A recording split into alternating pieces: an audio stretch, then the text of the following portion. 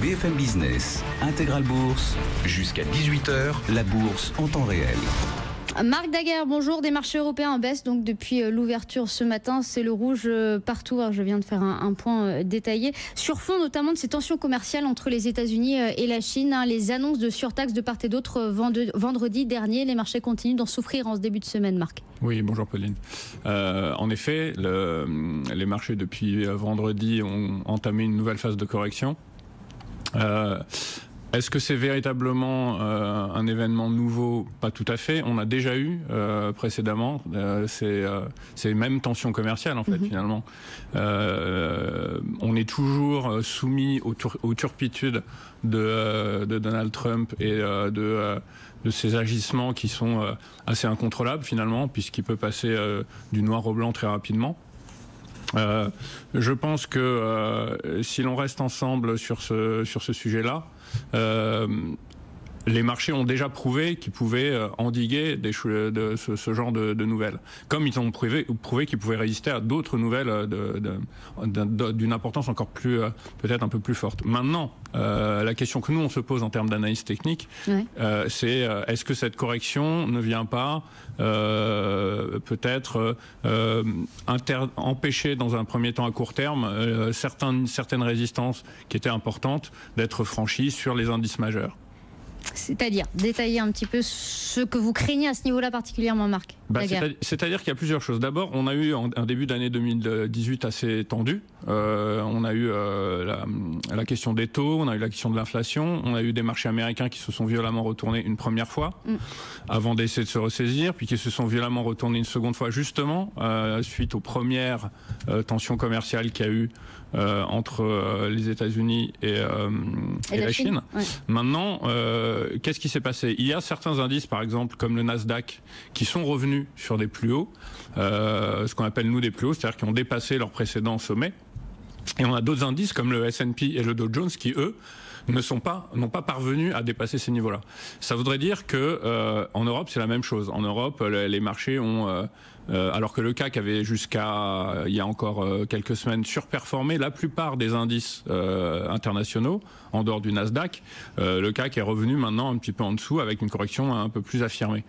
La question que nous on a en droit de se poser, c'est si à court terme cette correction-là ne pourrait pas effectivement venir engendrer une pause un peu plus importante que celle qu'on a eue précédemment. Ouais. De là à remettre en cause totalement la tendance haussière, c'est encore un peu tôt. L'Allemagne particulièrement aujourd'hui, je l'ai redit il y a quelques instants, c'est dissension sur fond du problème de l'immigration, dissension au sein même de la coalition gouvernante d'Angela Merkel qui doit repousser publiquement un ultimatum qui est posé par son ministre de l'Intérieur. L'Allemagne, véritable sujet de préoccupation pour vous, Marc Daguerre? Alors, l'Allemagne, forcément, ça reste... Alors, j'allais dire ça reste de toute façon le moteur de la zone euro avec la France aujourd'hui. Même si la croissance, là aussi, ralentit, des chiffres donnés il y a quelques jours et confirmés ce matin par la Bundesbank. Alors justement, ce qui est intéressant de relever ici, c'est... quid finalement de cette solidité ou de cette fragilité de la zone euro aujourd'hui. On a eu à plusieurs reprises des tensions l'année dernière qui pouvaient venir de l'Italie, bon je parle pas de la Grèce évidemment, il y a encore plus longtemps, de l'Espagne, du Portugal, etc. Il y a eu le problème de l'indépendance de la Catalogne. Bon, on s'est souvent demandé si on n'allait pas subir un éclatement finalement de cette zone euro. Aujourd'hui, on touche à comme je vous l'ai dit, un des moteurs un des moteurs véritables de cette zone euro, c'est-à-dire l'Allemagne, qui sous-performe finalement le CAC, donc c'est-à-dire l'indice de référence français, depuis le début de l'année. Donc, on est en train à nouveau de sentir des tensions arriver un peu de partout. Je suis pas devin, je peux donner que mon avis.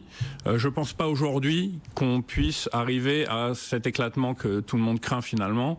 Auquel cas, comme l'a dit mon collègue qui est passé précédemment, je pense en effet qu'on pourrait être là amené à trouver peut-être la nouvelle bulle que les gens craignent depuis un moment et qui viendrait remettre en cause la tendance haussière dans laquelle on se trouve quand même depuis un certain temps. L'objectif, c'est le Conseil européen des 28 et 29 juin pour voir quelles décisions seront annoncées Alors, je pense que c'est le premier point en ligne de mire important à surveiller là aujourd'hui. Est-ce qu'on va avoir suite à cette réunion de fin juin, une décision franche et définitive derrière. Des annonces sur la zone euro, voilà, notamment, qui sont particulièrement attendues. Alors justement, oui, on aura certainement des annonces qui sont attendues. Moi, ce que je voudrais quand même relever, c'est que on a des marchés qui ont qui ont pris une toute autre phase aujourd'hui. C'est-à-dire qu'on a des marchés qui encaissent les nouvelles de façon beaucoup plus vive qui ne pouvaient le faire auparavant. Mais on est toujours en crainte de ce qu'on appelle le prochain signe noir, qui est évidemment jamais véritablement prévisible. On regarde, les investisseurs ont parfois la main plus fragile sur l'accélérateur que sur le coup de frein. Ça arrive très souvent. Ce qui fait qu'on a des périodes de correction qui peuvent être un peu plus violentes que les périodes de hausse qui sont parfois un petit peu plus poussives. Toujours est-il que le marché reste aujourd'hui dans une phase globale haussière et depuis le début 2018 dans une phase de consolidation dont on ne sait pas si elle va devoir se prolonger véritablement ou si elle va pouvoir donner suite à un regain des velléités haussières. L'Italie, c'est un sujet de préoccupation pour vous en ce début de semaine encore, Marc Daguerre? Alors, l'Italie, on en a souvent parlé, ça a été souvent hypothéqué comme une éventuelle cause de crainte, mais non, je ne pense pas que quelque chose puisse venir aujourd'hui de l'Italie ni de l'Allemagne de mon point de vue. Je pense que s'il y a des tensions géopolitiques au sens plus large, c'est là-dessus qu'il faudra regarder.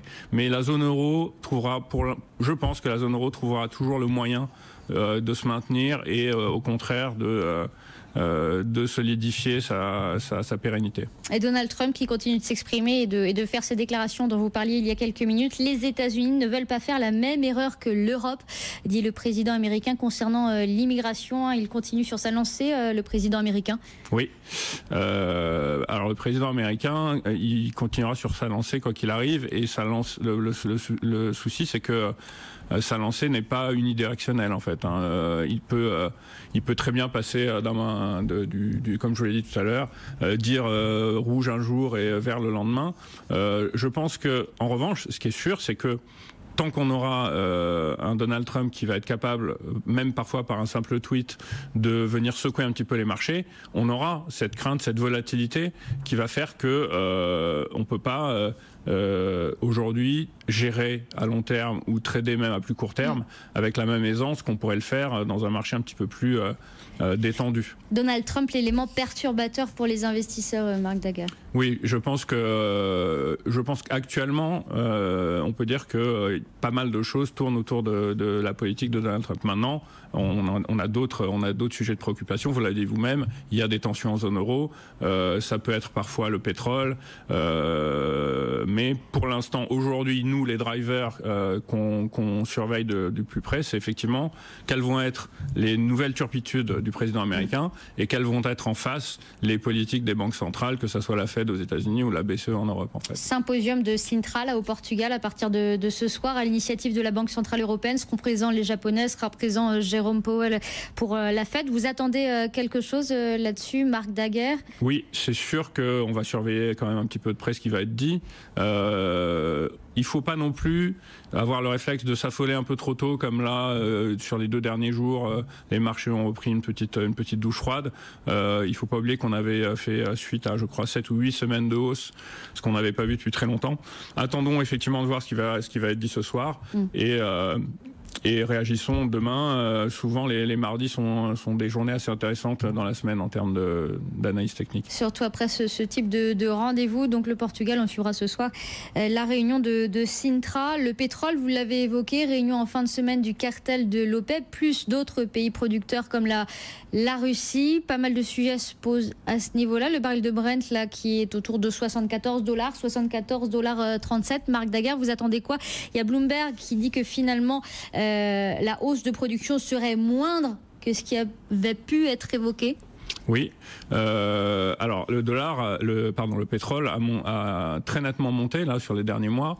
On était pendant un moment enfermé dans, je parle du Brent pour l'instant et pas du WTI. On était enfermé dans ce qu'on on appelle techniquement un canal, qui était de mémoire entre les 47 et les 60-62 dollars. On a fini par sortir à la hausse de ce canal, ce qui était pour nous un signal plutôt positif. On est venu tester une zone de résistance. On est là aujourd'hui dans une phase de consolidation. Pour nous, graphiquement parlant, on est ce qu'on appelle effectivement dans une phase corrective, c'est-à-dire que le pétrole va pouvoir à nouveau respirer un petit peu, peut-être subir quelques prises de bénéfices, voir comment vont s'accommoder derrière les réunions de l'OPEP, mais on n'a pas l'impression pour l'instant de devoir faire face à un retournement baissier sur le pétrole. Justement, c'est quoi les enjeux là, à l'occasion de cette réunion de la fin de semaine? Ce sera à Vienne, Russie, Arabie Saoudite pour un relèvement de la production, d'autres pays, Iran, Venezuela, Irak contre. C'est ça qui va cristalliser les discussions à ce niveau-là à Vienne? Alors oui, c'est certainement ça. C'est ce qui prouve aussi une chose sur le pétrole, qui reste sans doute le sous-jacent le plus particulier à suivre pour nous en termes d'analyse, puisqu'il est vraiment sujet à de multitudes de facteurs qui peuvent être géopolitiques, qui peuvent être macroéconomiques, qui peuvent même parfois, à moindre titre, être microéconomiques. Là, en l'occurrence, il va falloir effectivement trancher. Qu'est-ce qui va se passer au niveau de la politique de production de l'Arabie Saoudite? Il va falloir surveiller aussi, à un moment, on en parlait sur ce plateau avec l'un de vos collègues, l'introduction, en tout cas l'introduction boursière de la fameuse Aramco. Savoir là aussi... Donc on a beaucoup parlé ici, Voilà, on en a beaucoup parlé. On ne sait pas encore ce qu'il en est aujourd'hui. Tout ça va certainement créer un petit remue-ménage sur cet actif qui est quand même assez particulier. Aujourd'hui, graphiquement, encore une fois, on a une marge de correction qui est encore légère, mais on ne pense pas pour l'instant à un retournement des cours du pétrole. Marc Daguerre, PDG de DT Expert sur BFM Business.